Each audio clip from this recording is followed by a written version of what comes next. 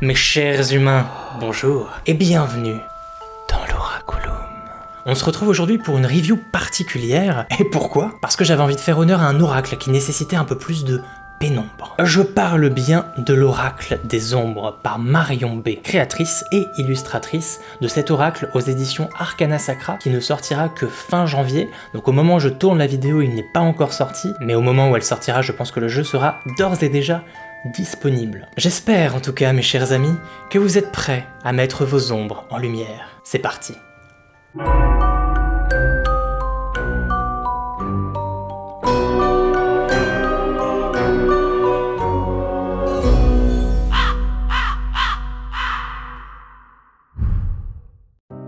Donc c'est parti pour la review de l'Oracle des Ombres par Marion B aux éditions Arcana Sacra. Et comme la plupart de leurs coffrets actuellement, en tout cas leurs gros coffrets, ça se présente sur une boîte qui s'ouvre avec un petit aimant sur le côté. Vous avez un petit ruban pour retirer le livre, mais également le jeu de cartes, qui est du coup beaucoup plus petit, beaucoup plus pratique à transporter, et qui est assez fin étant donné qu'on est sur un jeu de 30 cartes. Et ce qui est vraiment super appréciable, c'est que les cartes glissent super bien. Et ça, j'adore les jeux lisses comme ça, qui permettent d'étaler super facilement son jeu de cartes. Je vous les dévoilerai en accéléré, en musique, sur la fin de la vidéo, comme à chaque fois, et on part bien entendu sur un format assez court, car bon, soyons honnêtes, si vous avez cliqué sur cette vidéo, logiquement c'est pour voir les cartes, et pour avoir un petit avis, quand même.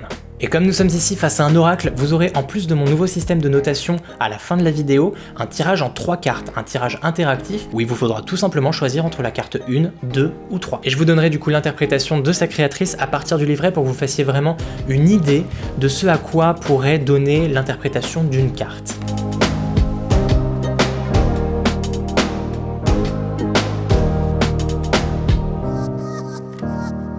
Le petit guide d'accompagnement est assez classique, on commence avec des techniques de tirage, mais également les particularités de ce jeu, parce qu'il se découpe du coup en 23 cartes principales, un peu comme l'ordre d'un tarot mais avec une carte supplémentaire. Et d'ailleurs je reviendrai sur la symbolique du tarot juste après, vous verrez c'est assez intéressant. Donc le jeu se découpe donc avec les cartes numérotées dont je parlais, qu'elle appelle les cartes sources. Ensuite nous avons les cartes guides qui ne sont pas numérotées et qui sont au nombre de 4 et qui ont la particularité de s'associer, c'est-à-dire qu'il y a plusieurs combinaisons possibles, logiquement 6 combinaisons,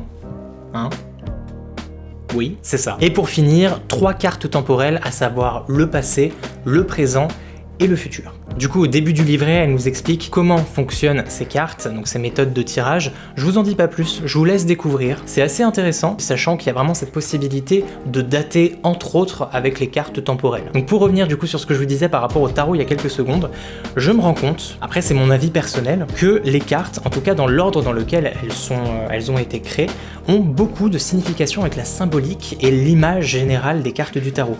On prend par exemple la carte numéro 1, le cadet, qui représente du coup la jeunesse, l'indépendance, la prévoyance, l'énergie, aussi la lâcheté. Et là, on est vraiment sur des énergies, en tout cas je sais pas pour vous, mais qui me rappellent beaucoup le battleur, qui souvent est synonyme de puérilité, de jeunesse. C'est souvent la carte de l'enfant, le battleur, celui qui commence, c'est le début, c'est la carte 1. On continue et on voit que la logique suit. On a la carte 2, la lucide, qui même physiquement ressemble beaucoup à une papesse. Et on est du coup sur les mots-clés sagesse, intelligence, secret, droiture et mesure, qui sont mais typiquement les mots-clés représentant la papesse. Et voilà, ça continue comme ça, donc avec le bâtisseur en 4 qui rappelle beaucoup l'empereur, la modeste en 5 qui rappelle le pape avec la modestie de la religion, la spiritualité. Ensuite on a l'aimante en 6, donc là l'aimante c'est l'amour, donc les amoureux, carte 6 du tarot. Plus on avance après dans les cartes et plus on va perdre un petit peu cette corrélation, ce parallèle avec le tarot. On la retrouve sur certaines cartes, comme par exemple comme ça au hasard avec la carte numéro 15, l'instinctive, où on voit cette femme cornue, donc la 15e carte, c'est le diable dans le tarot. L'auteur a décidé de donner un sens positif et un sens négatif à ces cartes. Du coup, ça vous permet de faire du tirage envers-endroit, c'est-à-dire tirer la carte à l'endroit, c'est logiquement le sens positif de la carte, et lorsque vous la tirez à l'envers, c'est le sens négatif. Moi, personnellement, je ne fonctionne pas comme ça, mais ça apporte toujours quand même 2 tranchants à chaque carte, donc elles sont toutes nuancées, et pour tout vous dire, j'adore quand les jeux sont contrastés comme ça. Parce que vous n'êtes pas sans savoir que j'ai horreur des jeux beaucoup trop positifs, qui sont là uniquement pour vous poser un pansement sur votre bobo, sans vraiment chercher à guérir cette blessure. Avec des cartes plus contrastées, et parfois des cartes un peu plus négatives, ça permet de mettre en lumière nos parts d'ombre. Et c'est là tout l'intérêt de ce jeu-là. Je n'en dis pas plus et je vous laisse découvrir les cartes en musique comme d'habitude. N'hésitez pas à faire pause pour bien apprécier chacune des cartes parce qu'elles valent tout le détour. Je les trouve juste magnifiques. C'est parti.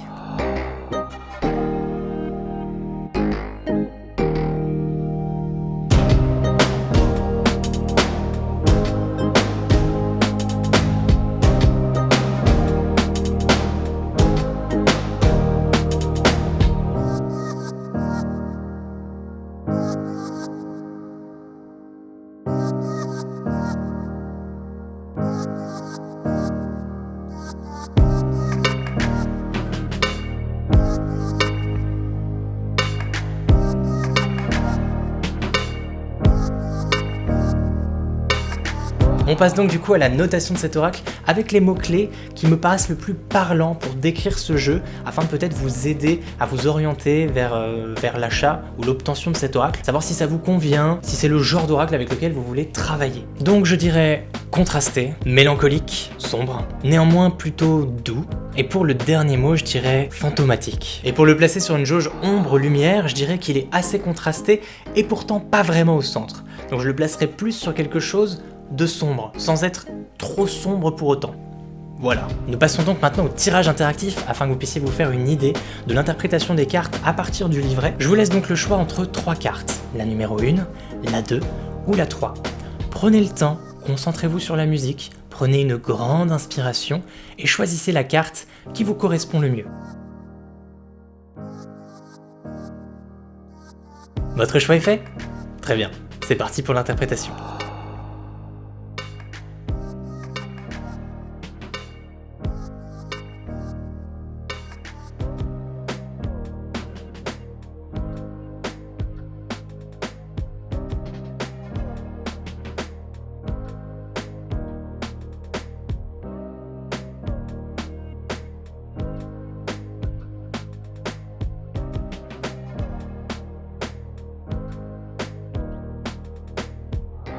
Et bien ma foi, c'est ainsi que s'achève ma review sur l'Oracle des Ombres. J'espère que ça vous aura plu. N'hésitez pas à suivre son auteur ainsi que les éditions Arcana Sacra sur Instagram. Bien entendu, si la vidéo t'a plu, n'hésite pas à t'abonner, à laisser un pouce bleu et à faire sonner la cloche des notifications pour recevoir des notifications lorsque je sors de nouvelles vidéos. En attendant, et comme d'habitude, moi je vais bûcher sur la suite. Portez-vous bien et nous on se dit à plus.